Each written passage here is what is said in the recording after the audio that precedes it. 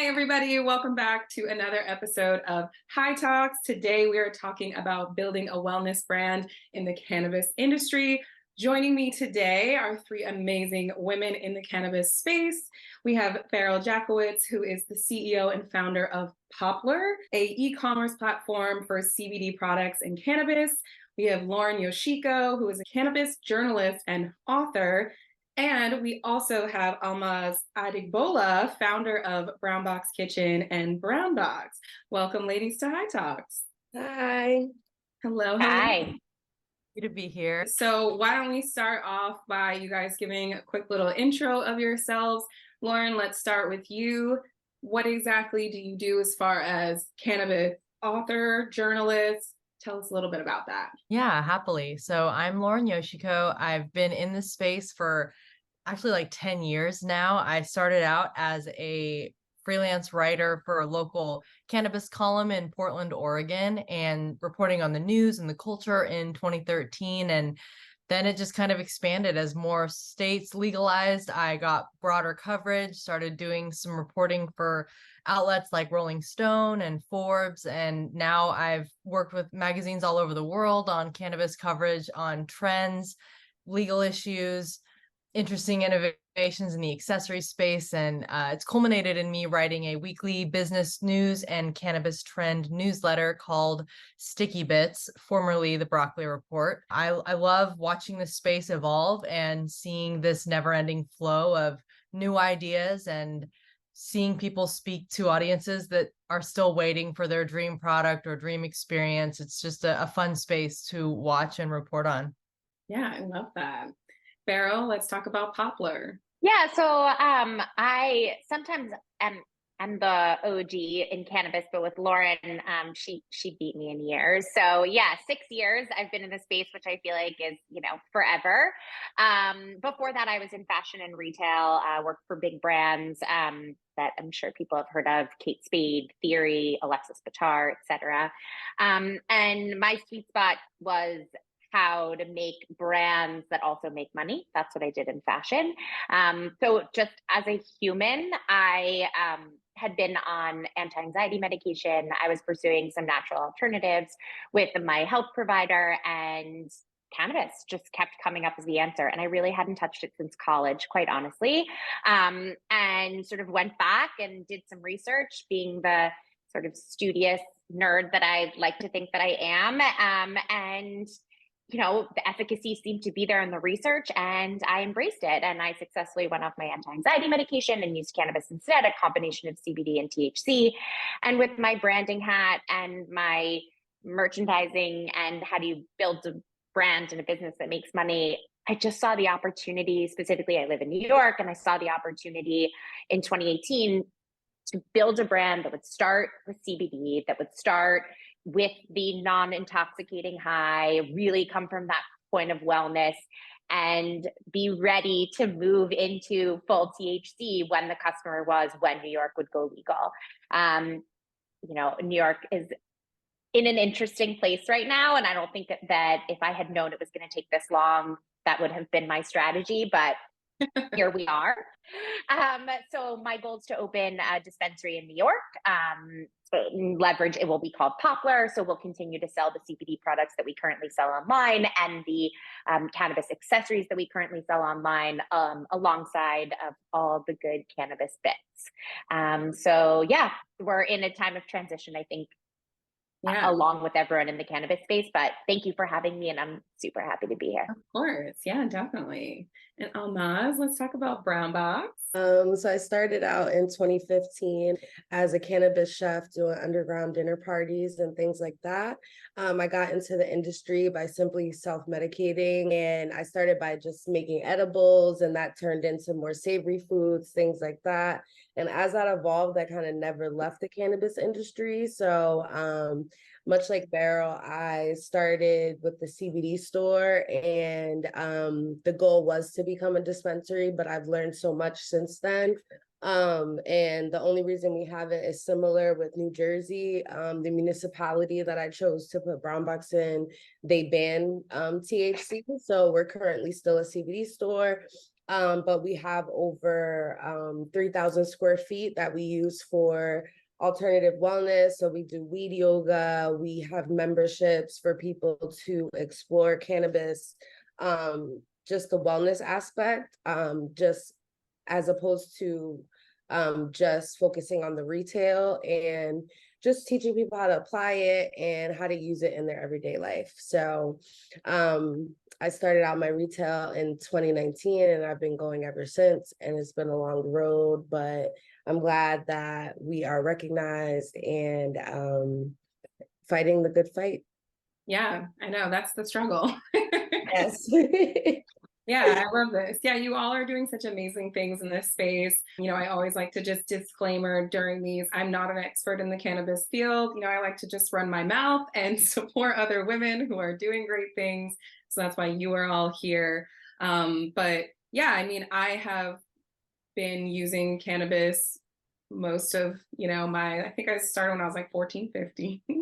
A little young, but it has since evolved. And once I started my business, which is, we are primarily a public relations and event production company, it's very stressful, and I started to smoke a lot more to kind of get through my days and be able to feel chill at night. And the idea for High On Feminism and this panel discussion itself stemmed from an idea of me just wanting to change the way that I relate to women.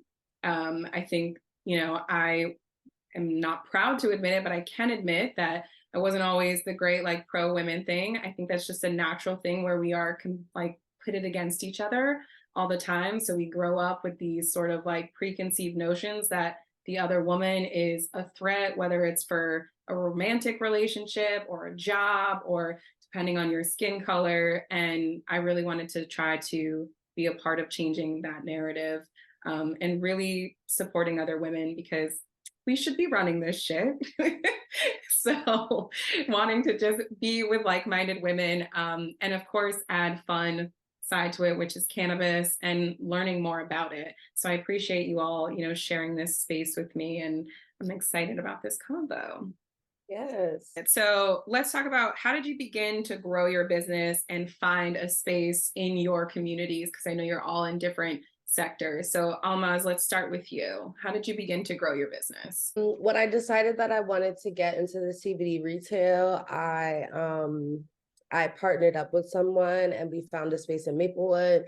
And that was through, I think it was really like word of mouth, because it was, even when CBD first became legal, no one was zoning for it and things like that, just like with THC. So, it was a learning curve for us and also for the municipalities. So we grew our business from there. We didn't know what we were getting into. We got like this little 200 square foot spot, and it was successful from the door when we started, just from doing the groundwork and from building the community of my cannabis dinner parties and educating that way. So that is where we first got the space, and my current landlord that I've had for the last 4 years in Orange, he recognized us in Maplewood, and we were able to grow from there, and he offered us a space in Orange. We grew out of that one, and now we're in the space that we're in now.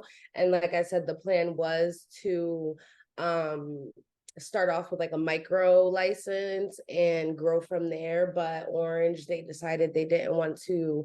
So while we're the only CBD store in Orange, there's no other CBD stores, no other cannabis stores. We kind of like signed the lease, and then they told us we couldn't open.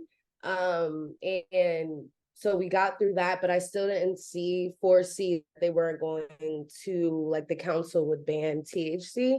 So because I already put so much money in that space, that is where, I started to look at all the ancillary and gray areas and talking at a lot of panels and things. And, they were like, if you're a chef and, you're doing all these other things in cannabis, maybe you can introduce the world to that. So that is where we're growing our business now. So I think if I were to do a dispensary, it would be, a different business, or I would partner up with someone else, or maybe do something like Miss Grass or some of these other companies that are doing more multi-state branding versus opening up the whole facility.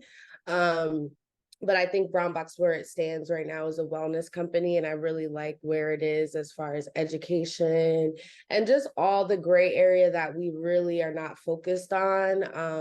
We're focused on pushing the retail, but applying it to people's lives. And, there are so many women who, like you said, are dealing with these stigmas, even with using cannabis. So coming to Brown Box where they have that safe space, I really like that. So that is where we are right now with growing, and it's working out pretty well. We're open 7 days a week, and Awesome. everyone loves it. Yeah. Awesome. I love that.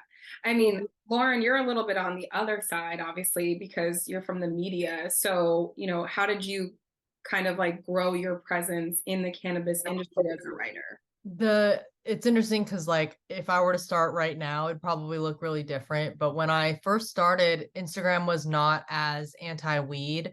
We were all still not that comfortable either with expressing ourselves with weed. Like I remember feeling really sensitive to showing weed, much less smoking selfies when I first got going, but just little ways of showing. It felt really radical to like show my coffee table with weed stuff on it still. And I think those glimpses in 2013, 2014 resonated with all the other ladies out there that had been waiting to see other women that looked like them. In 2014, weed in media on social media was the birth of that whole like bikini barista, like bikini bong girl energy. It was a lot of that. I call it bongs and thongs. I'm here. I'm just like trying to get my that charger. was going strong, and it really made me uncomfortable actually. And now I'm at a point where I'm like, do you, however you do. But at that time, it felt really good to find a different expression of female stoner life. So the women who didn't identify with bongs and thongs really resonated with me. And then I was fortunate to meet the founder of Broccoli as she was getting going in Portland through a wonderfully authentic weed connection where I was working for a medical farm that was going under. I was selling trim to a processor who was dating her. And he was like, you should talk to my girlfriend who's starting a weed magazine. So it was cool because it really was born out of like the old world of weed coming into the new. And that exploded me. It was having coverage in the first Broccoli issue was the first time someone else had called me a cannabis journalist. So it sort of like coined that term for me and made me feel legitimized. Because at that point I was just this local Portland reporter with a weed beat that like wasn't really a thing yet. And most of my family was like, I hope you're not ruining your writing career. So for the Broccoli community, I would say was my like home base for growing a community. And then it expanded out from there because I think Broccoli really showed people that there is this population of women who have been looking for other expressions of cannabis culture that was beyond bongs and thongs. And all of the above are welcome to do their thing. But that's been my community for sure. It's just like women waiting for other interesting conversations, women who love to watch cinema and get high, women who love to do their nails and get high. Like those would be my communities. Yeah. Anything that involves getting high, I'm down for. Doesn't matter what it is. And Beryl, what about you? How did you start growing your business from, initial idea to where it is now? Yeah, so Poplar, it's focused on, I think, a different customer from Almaz, and obviously Lauren, customer is maybe an interesting word to use, but when I started researching cannabis, I had no idea that the war on drugs was racist. I had no idea about the policies behind it. I really felt like I was all of a sudden sort of learning all of this new stuff. And I felt, on the one hand, a responsibility to share what I was learning. And on the other hand, I felt a responsibility to acknowledge my truth, which was I have privilege and I wanted a more natural alternative to my anti-anxiety medication, right? And I was a mother and I could embrace cannabis as an alternative, and I could find a practitioner and I could have those conversations without fear of CPS showing up at my door and, you know, a lot of other things. So it was, for me, it was, how do I speak to my community, to women like me who maybe don't even know that cannabis is a solution, right? It's those, to me, again, that is my sort of unlock. It's the, wait a minute, instead of the wine every night, what can we do? Wait a minute, instead of the prescription drugs, or instead of, right? And again, like, that sounds so, I don't know, new agey or whatever, but that was my approach to it. I was already in my 30s. I already had 2 children. You know, all of those things. And so it was, okay, how do I talk to this customer that doesn't even know cannabis can be a solution, whether, again, that's CBD or THC, but also reintroduce it with this new understanding that I felt that I had, and felt that, you know, my peers and my community didn't. So how do you reintroduce it with a full understanding without overwhelming people about where it came from? And I think that's really, you know, how do you navigate that? And that's what I hope Poplar does, which is, hey, an alternative to a wine mom. Hey, an alternative, you know, and the idea, touching upon what, you know, obviously everyone also said, is the idea of, you know, it's not the bongs and thongs, right? Like, that does not speak to me in any way, shape, or form, but nor does the heavy user. I'm always going to be stoned. I'm always going to be high. Like, that's my way of doing things. So how do you equate it to things people understand, and make it clear that it's not the pop brownie you had when you were 20? Like, it's just not. And for both the good reasons and the bad reasons. So yeah, I mean, I guess, you know, a little bit of a tangent, but how I found my community, or tried to sort of begin the conversation around Poplar, was to start with my friends, then to let that sort of naturally, you know, mushroom out into a bigger group, and a friend of a friend of a friend of a friend. You know, and I had plenty of people who were like, you're going to throw away a career. Like, you have a career, and you're going to go like work in cannabis? Like, what's that? You know, what's that? There is no such thing as luxury cannabis, or there is no such thing as, you know, a refined assortment. You know, and I think probably like many women, that makes me want to prove people, you know, wrong, and forces me to work even harder. But yeah, I think it's so interesting across sort of all of us, right? The cross sections and the Venn diagram that creates. Definitely. I mean, the cannabis industry, and it's funny too, because I feel like even, you know, prior to maybe like 2020 was really when the real shift happened. People didn't consider it the cannabis industry. You know, we were just a pothead, and it has always been predominantly, you know, male centric. You think about like Raw, and, you know, a lot of the other brands that started out young, it was all like dark, grungy kind of colors. And now that we're having this, like, we've actually created this industry off the back of it.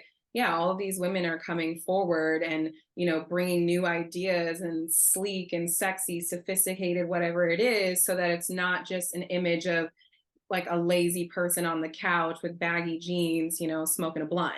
It's now educated, higher up professional women as well, moms, etc., who are using this for more than just like, hey, let's get stoned out of our minds and stare at the wall all day. Like, they're using it. And I'd like to say that there is a place for all of those things also, right? Like, that is not, and, you know, again, a little bit what Lauren was mentioning before, but it's not like, you do you. Like, if you're a bongs and thongs and that's your way of like, you know, feeling good and feeling confident and self-medicating, to Almaz's point, and all of that, like, that's cool. But I think the most exciting thing is that it can be different things to different people now. And we hopefully have enough references that we can start to look at it that way and not have it be so one note. Definitely. Yeah. When we think about like building brands in general, we're always thinking about how we can like target our target audience, like, and who is our target audience. It's like you said, like, yours is different from Almaz's, which is different from Lauren's. But I think that those are really great things to have, because, you know, the market so far has not been super oversaturated. I'm sure in a few years we're going to be like, wow, we have too much of all of this. But what are, like, obviously, other than your demographic, what are some things that you guys are doing, Almaz and Beryl? And then Lauren, what are some things that you're seeing from like a media side that people are doing to differentiate their businesses, again, outside of just like demographics? I think it's the simple fact, like I said before, is that while we focus, we are retail centric and we focus around that. I think our biggest thing that we sell is our memberships, and we're speaking to a cannabis person who, you know, may not have a safe place to consume, or they're looking for education outside of just like, okay, going to your dispensary, going to, you know, your local weed guy on the street, and like he's telling you what, you know, like just, you know, like kind of funneling where our customers are getting our information from. And to Beryl's point, like she was saying, like understanding that this is more than just like getting high. And because we start in CBD as well, where it's really about like I can't stress enough the education, because I feel like so many things get introduced to the market and they're just thrown at the consumer and they have no idea, you know, like now there's like, you know, over 10 different cannabinoids on the market right now, and like, you know, people are like, what is this? What is THCA? What is HH? What is all these, you know, different things? So it's about funneling that information, and also kind of fighting this urge to sell every product that comes out. I think it's important to stick to like some of the products we've had since we've opened, and not introducing too much, getting your clientele used to what you have. I think when I go into a lot of CBD stores, they rely heavily on the supply chain of like having all these different you know, brands. And it's like, if you aren't developing those brands, or, you know, you haven't tried them yourself, it's very hard to recommend it to people. So, which is one thing that sets us apart, is actually controlling our supply chain and making sure that our products come from Brown Box. And if they are white labeled, or if I have to outsource them, I know exactly where they're coming from. I've tried them myself. I've used them. By the time we're actually introducing it, we've probably given out samples and like let our community try it to see if it's a good thing. So I think all of those things really matter. Definitely. Yeah, you were talking about like where you receive your information and how accurate it is. And obviously, like when we think about media ethics, I took that class in college, like Lauren on that side of things. Yeah, like the information you're putting out there, what does like that look like exactly? And how are you seeing people navigate, you know, changing their brands? Yeah. Education, like you said, is such a big point. It's like, who is going to find the most interactive way to present the information and the clearest, accurate information, which is its own conversation.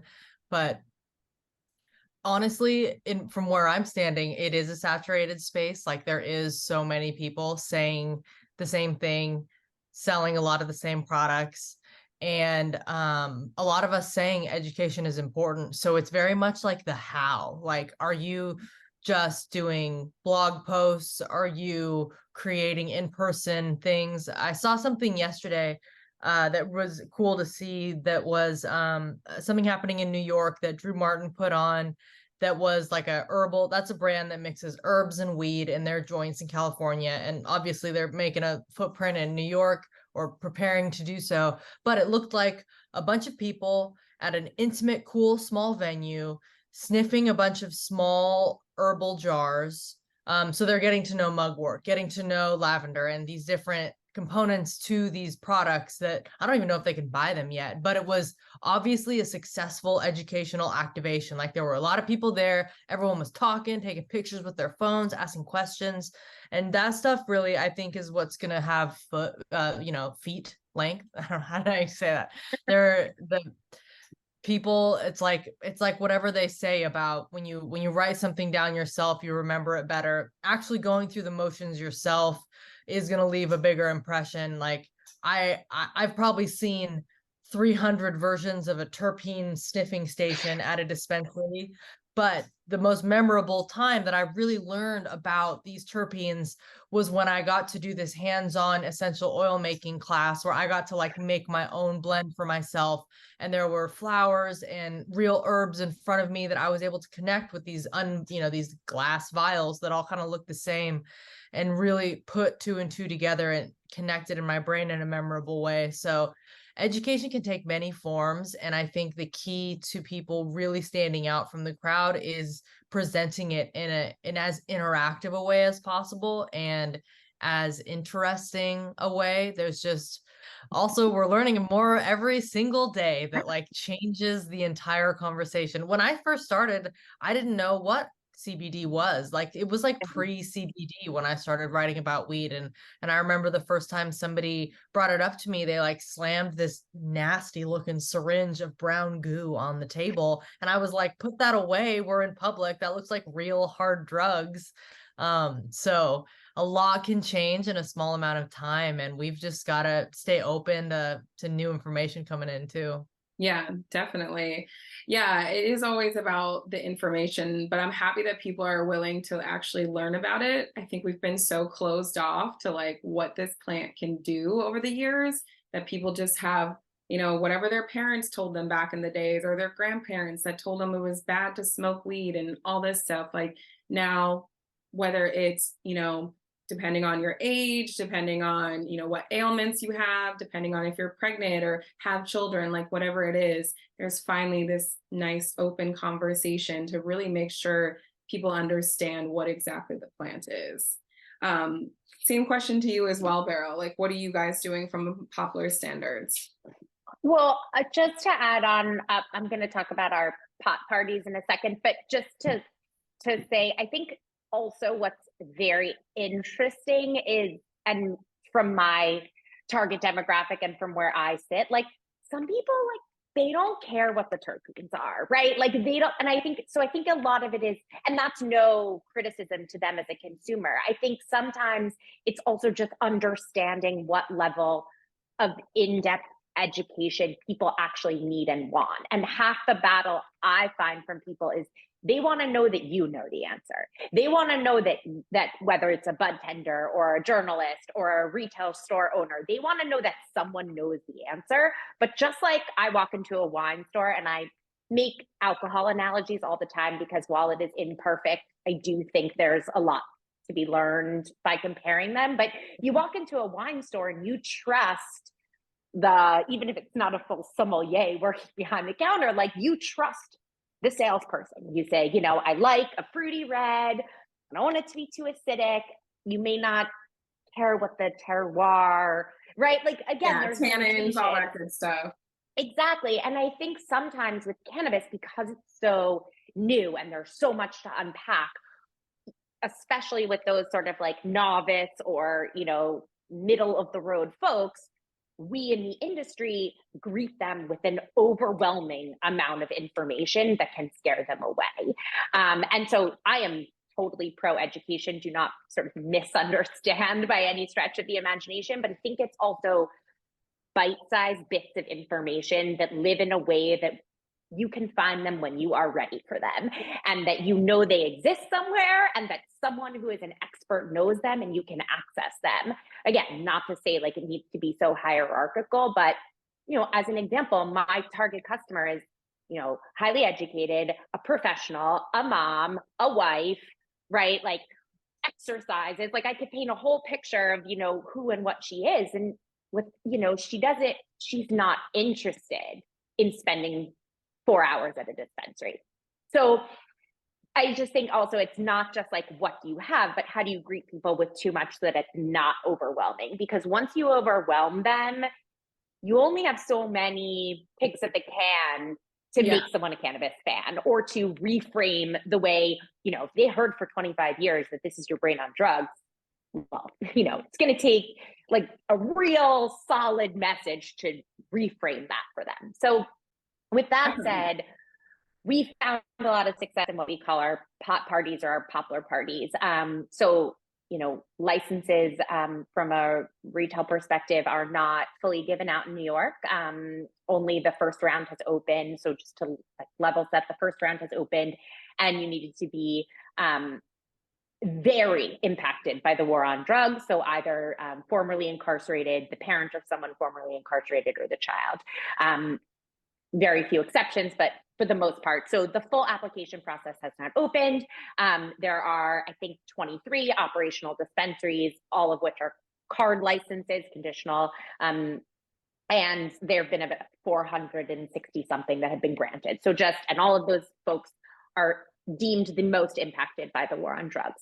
So I haven't had a chance yet to, I was not incarcerated, nor were my children or my parents. So I have not yet had an opportunity to apply.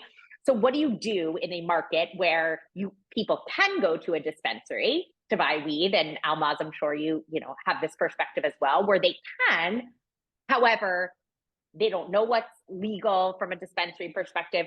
They don't know what they can buy. It's a nascent industry, and maybe they've been buying from their dealer for however long, and they didn't even know that was a problem.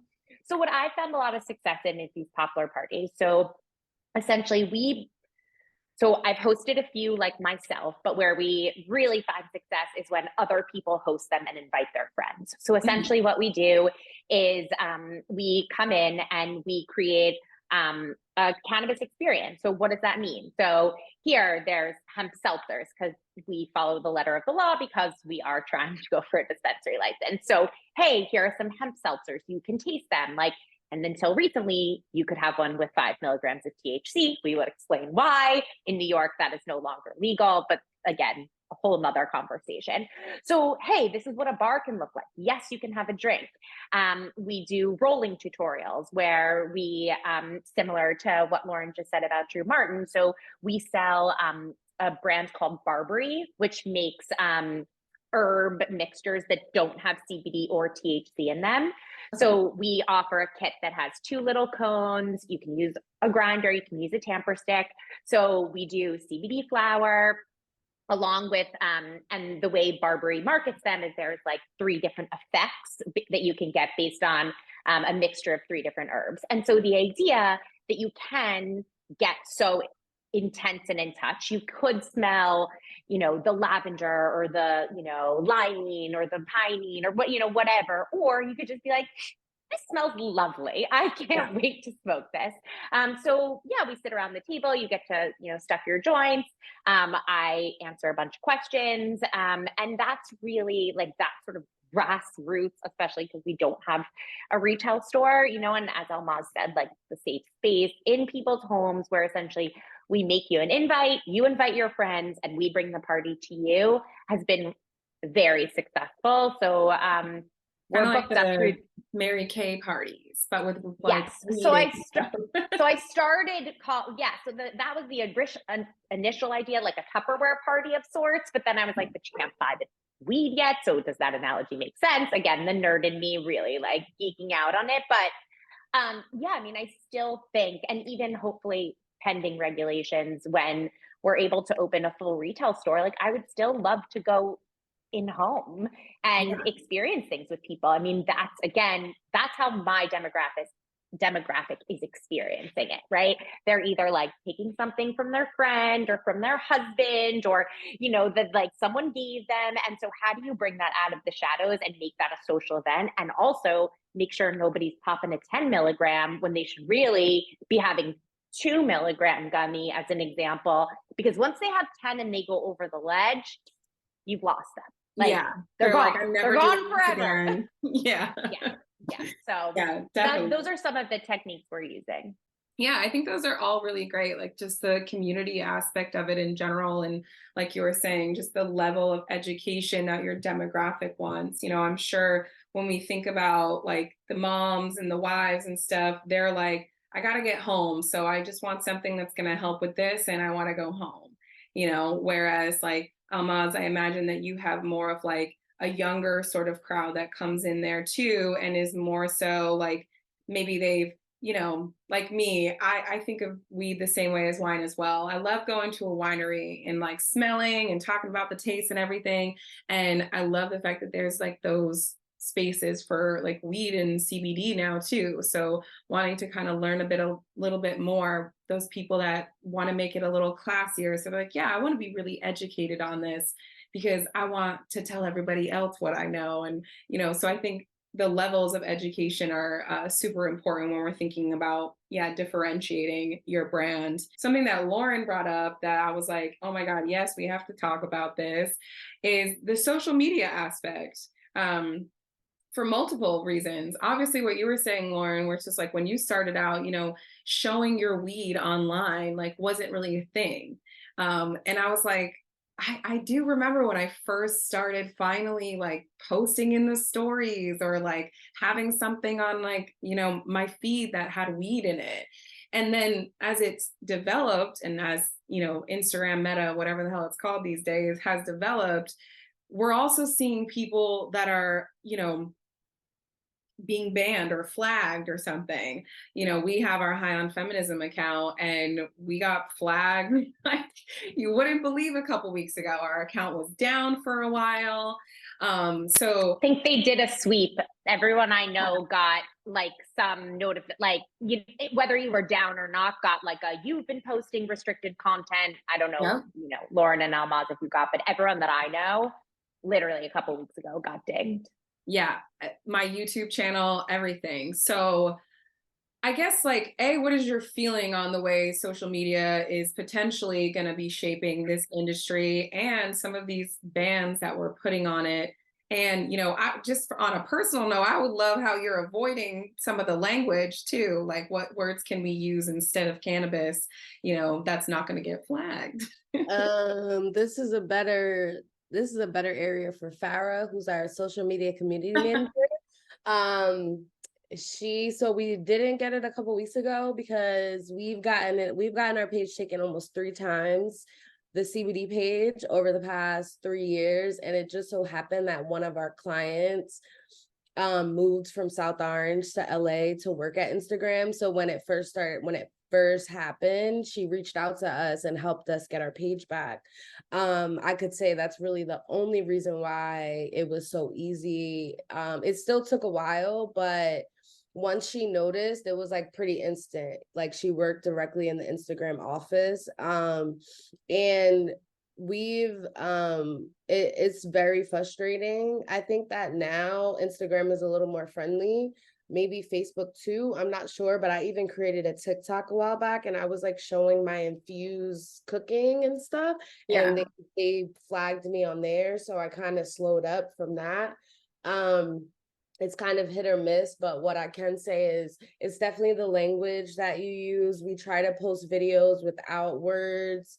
We try to make sure that, we're using a lot of different hashtags, and overall we try to stress, and we kind of shy away from like flower posts because we're still flower forward, even though we're CBD.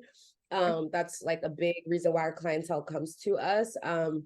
And so the CBD flower that we have versus THC flower, it doesn't look much different. So I just think that the AI and like the bots or however they scan the images on Instagram, we don't have a lot of success with like actually posting the product, but for the most part nowadays, like talking about the product it works out pretty well. So, but definitely you can reach out to Farah, reach out to I think I DM'd her. Yes, like DM'd her because she's definitely really good at it now. And she had to become an expert because we still had to promote, you know what I mean? Yeah. So, it's very frustrating. And even, we're regulated with everything. Like we don't qualify for all the grants, and, social media is one thing, but just the whole industry is regulated. So we're constantly missing out on opportunities because we can't really promote the way that we want to.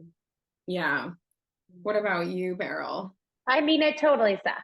Like Almaz, like, I'm sure could have gone on for hours about the things that are hard that suck, I think social media in particular, like we try to use emojis, but like, and I even have had many heated conversations with people about so your profile in Instagram, it's like a search engine, right? So if you want to search and find people, you're supposed to put in what you want there. So I've had like heated discussions with people where they're like, well, you need to put cannabis in your blurb. And I'm like, no, because that's just going to get me flagged. Like I've gone so far as to have like a broccoli emoji. Anyone that knows what it is knows what it is. Like, and then some people write cannabis with the at symbol instead of the A, or weed, I don't know, OUID or some, like, lots of workarounds. But at the end of the day, it's really hard. It's really hard, and it's really unfortunate. I think especially, and I'll make my alcohol analogy, especially because people are like, cheers. I mean, my favorite type of like, reels. Here's this product, liquor, beer, whatever it is. Whatever it is, and I think about that like Thinks lawsuit that they like sued the NTA because like they couldn't put up the Thinks posters on the New York subway, but you could put up, I don't know, some EV garbage, whatever it was, right? And so like there are double standards all around us. And I think, if you choose to work in this industry or choose to stay working in this industry, there's going to be a million of those issues, right? Yeah. But the opportunity to hopefully overcome them, like for someone to see like, oh my gosh, here's someone who looks like me, feels like me, talks like me, who uses cannabis. Like you just hope you get one or two of those, and however they find you, and that is more than the annoyance of the fundamental issue, which is like, one of my favorite types of reels to do is I'll take a reel that a mom specifically does about on my personal, not my business, but I'll on my personal Instagram and riff it for weed. So like one that I just recorded yesterday is, I don't know if you guys have seen this, but there's this reel going around where like every time your kids say mom, you take a drink, whatever. And it's this reel where the kids are like, mom, like whatever. So like I did it smoking a joint. I haven't posted it yet, but like there's no question it's going to get flagged. It's going to get flagged for sure. But again, the spirit of it is hopefully that like someone, there's enough. Someone will see it. Yes. And like I always, when I do those, try to tag like the maker of it that did it for wine, or what we posted today was like the 5 accessories that you need, and like it was inspired by someone's 5 kitchen tools. So like trying to give that homage, my puppy wants me to play with her, to like the originators, and being able to maybe show that linkage of like, hey, like we're showing 5 accessories you need for weed, none of which includes weed. Why was Eat and Eat able to show 5 kitchen tools, right? Like the comparison. I follow on Instagram. Yeah. And hopefully general coverage too. Yeah. Hopefully like in our small little way, right? Like incrementally that will impact some level of change. I think to maybe show the inspiration or the connection or things of that nature. But definitely. I don't know, Lauren, maybe you have some brilliant ideas. I actually have a question for you, Lauren, too, because now that I'm thinking about it, like when we talk about legalization, I think a lot of people are just thinking in the sense of, can I sell this product? Can I potentially get my loved one or myself out of prison because it's now legalized? But then on the other side of things, too, like how does social media play into the legalization of it? Because same thing, we sit here and we're like, okay, X amount of states are now legalized to be able to sell or consume this product, yet X amount of people are sitting behind bars. And not to say that this is in any way, shape, the same like playing field, but, okay, so now my YouTube channel or my Instagram post, how does that play into the legalization of it? Like, what have you seen in either your research or media of how the social media side is playing into the legalization of weed and being able to talk about it online and, in that social space? I mean, it's not a huge impact because so many people get deleted, people can't really freely talk as much as they like. You can share screenshots of articles and your personal take on them, but those probably aren't going to get as much engagement as making a reel that's very visual and beautiful. So I don't think personally that social media is like a great venue for progressing social justice and progressing legalization policy, I think it's a good place to tap into your community to tell people, hey, here's a bill on the table, let's talk about it, here's where you can go to learn more about it. I think it's a good place to get the word out, but I think that stuff has to happen off of Instagram, because you can't talk on Instagram, you can't have real conversations and really be that honest without risking your entire platform. So Yeah. I wouldn't say it's the place. I say it's a place to find an infographic about a bill coming up that your community needs to know about, because it's a real shareable place to do that. Like Inclusive is good about disseminating information through their profile, but are they able to make the concrete changes on their profile? No. Like that's just kind of where the conversation begins, I think. Because it's brutal. And at the end of the day, like this platform feels like a public space, but it's a company, they do whatever they want. They don't owe us anything. They don't owe us equality. They never promised equality. It's a private company that can literally do whatever it wants. So if anything, it's just like, please fight for free internet, everybody, because we deserve places to speak freely. But the Instagram meta universe is not that for us, unfortunately. Yeah. I think, yeah, the best advice for using those things, as Almaz showed, ideally you have an employee that has friends at Instagram. That's like the best way to be in the weed world and on Instagram, is literally like, I just saw a Sunday school made content the other day about how the only reason they were able to reactivate their account when they got taken down was because one of their employees went on a few dates with a guy that worked at Instagram, and when he was breaking up her, she was like, okay, I get it, but like, will you reactivate our account? And he felt guilty, so he like did it immediately. But it's just like, that's the game right now. It's savage, and you needed to have an in at Instagram to even get some of these requests seen. Yeah, it's so interesting. I mean, social media, just in general, how we use it is always interesting to me. But thank you. I think that was super insightful anyways. Don't go to Instagram, basically. Well, I was going to say, moral of the story, Jess, I hope you're not pushing this on Instagram. No, I'm just kidding. Yeah, right. Well, like I said, we already got flagged on our channel, so I had to go through and argue everyone, and it was a whole thing. Good job getting it done. And you know, some people, it's like even a screenshot of an article that has the word cannabis. I don't know if you've noticed, but people will draw a little line through the word to even like hide that from visual recognition software. It's so crazy.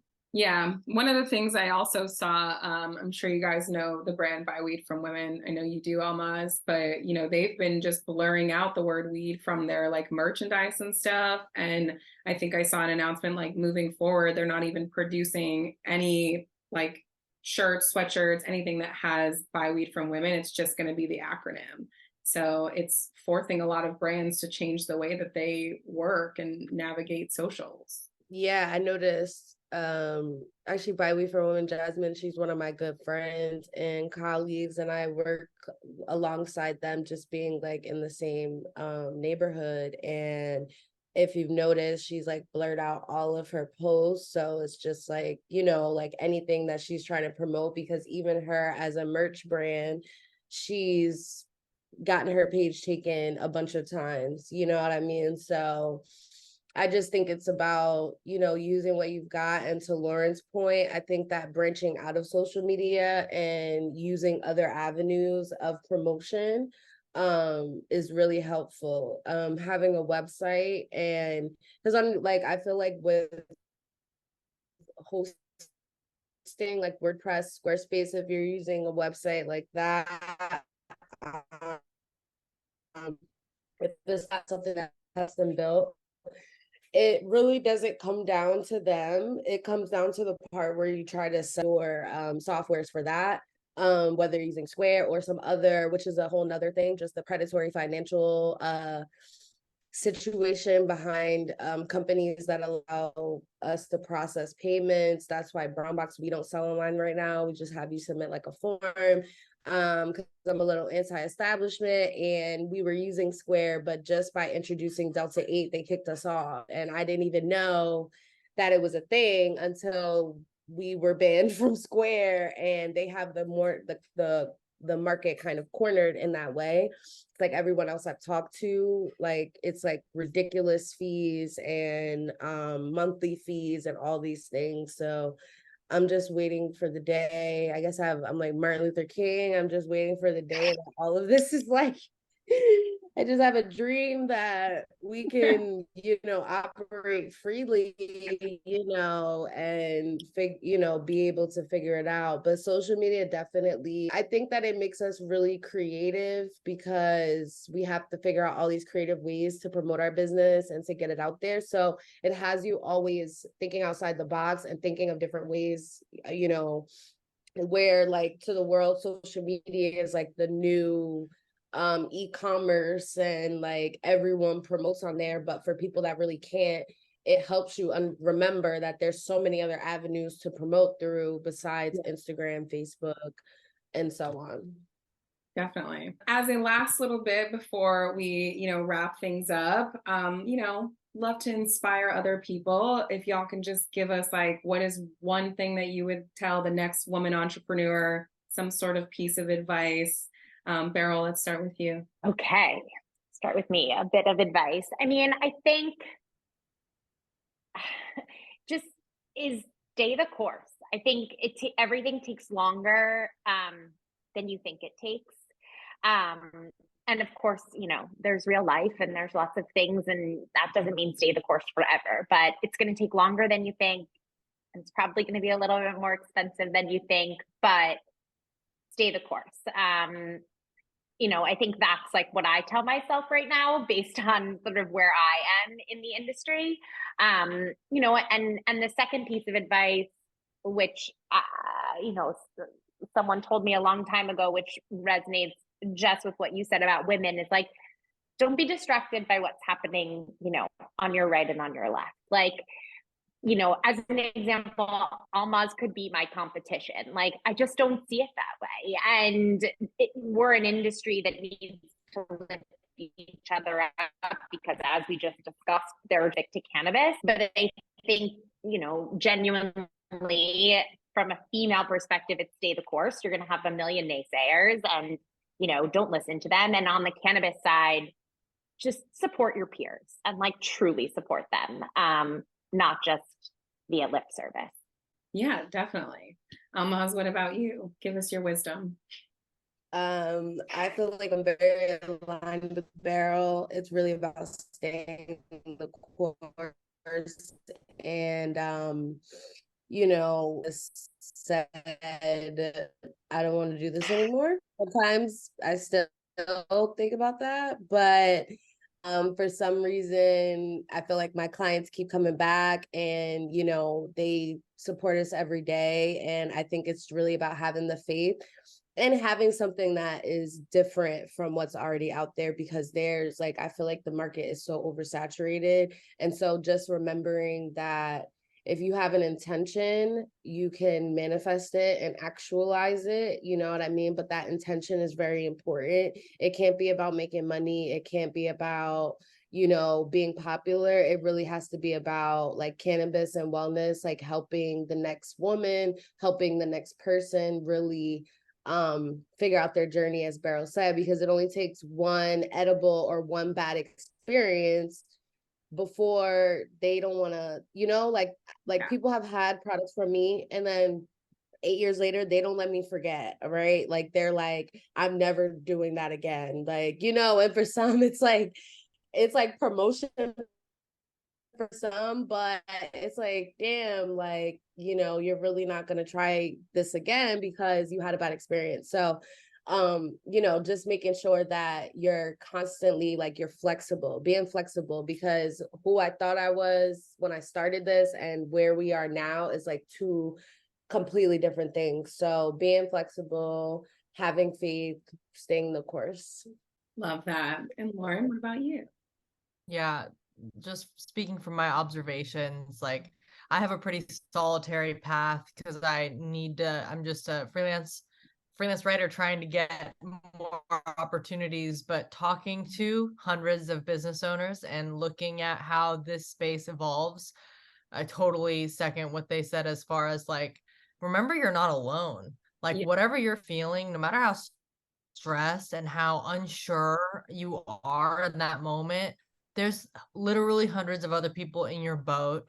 And don't be afraid to reach out to them, because you never know when, right now, am I going to be okay? It might just be a nice moment of connection, and it might lead to you guys like splitting some resources and saving on money. Like, I have noticed there's like in the ceramics community, I can tell like a lot of them will reach out to each other to be like, are you making money yet? Or like, are you okay? And some of them get to just make a new friend who understands the world. And some of them have like picked up each other's slack when the other one's struggling. And another person I saw, she chose to go under, and one of her peers picked up some of her vendor contracts. So that community was able to keep going. And this person got to feel like, okay, I'm not like completely ending my footprint on the world. You know, this is a community of people, and most of us are in it because we really care. And we understand that like the making money part, it's going to be a while probably. But those are the best kind of people that you want to connect with, right? Like, Yeah. sure, there's the Curaleafs and the whatevers, but there's a lot of really cool, small, independent people that are doing this for 100% the right, heartfelt reasons, that want to change the socio-political medical system realm with this. And most of the time, I deeply believe in every single person I interview in this space. I mean, this is a great example of that. Like, everyone's here because they really care about what they're doing. And I think, like, to Almaz's point, she kind of gets that fresh air under her wings when she touches base with people who are happy and keep coming back. So if you're a business owner that doesn't have a direct pipeline to your consumers, I would say look for ways to make that happen, because I know it's a boon for me when I get an email from a reader that's like, God, this was great to read. Thank you. Like, this, I've been wondering about this and you answered these questions, or I really resonate with this. Thank you. Because you're thinking these things and seeing a gap in the market. There's other people as well that are excited to see you come into existence. And sometimes you need to hear that so you don't feel like you're going crazy. Definitely. Being not alone in the entrepreneur world, it's like, that's the key thing. Like, a lot of times I feel like I'm going crazy. And then I hit up one of my friends that's also running a business, and I'm like, are you going crazy too? Let's do it together. Well, thank you, ladies, again for joining me. I think that what you are all doing in the cannabis space is truly amazing, inspirational. Almaz, of course, Brwn Box is currently sponsoring our 3rd season of High On Feminism, the podcast. Episodes are out now. Y'all can listen. They're great. Let's give everybody a chance to connect with y'all offline. Lauren, where can people find you? You can find me at Lauren Yoshiko on the dreaded Instagram, or you can follow the newsletter, and it's really useful for anybody who's trying to enter this space and wants to get a feel for the current trends and things happening, at www.stickybits.news. Yes. Almaz and your furry friend, where can we find you? Baby. This is Neo. She's a girl too, so I figured she would be okay. But you can find me at Brwn Box. There's no Owen Brown.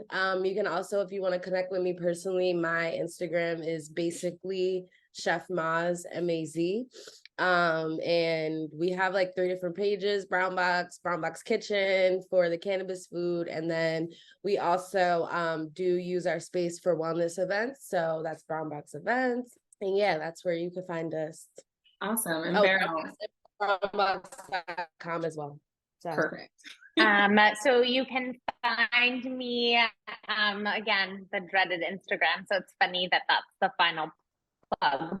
But Liza, or at Poplar, Poplar, and obviously also our website, which is www.shop-poplar.com. And of course, you guys can always follow us on Instagram as well at High On Feminism. And we just launched the High On Feminism website, so highonfeminism.com. We have some fun merch collabs that are on there. We have starting to build a cannabis directory. There is information about all of our high talks, all of the women who have been on our podcast High On Feminism, the podcast. So make sure you guys check it out. Again, thank you guys so much. I appreciate this. I love learning from like-minded, ambitious women like yourselves. So I appreciate sharing space. Thanks, guys. Thank you. Thank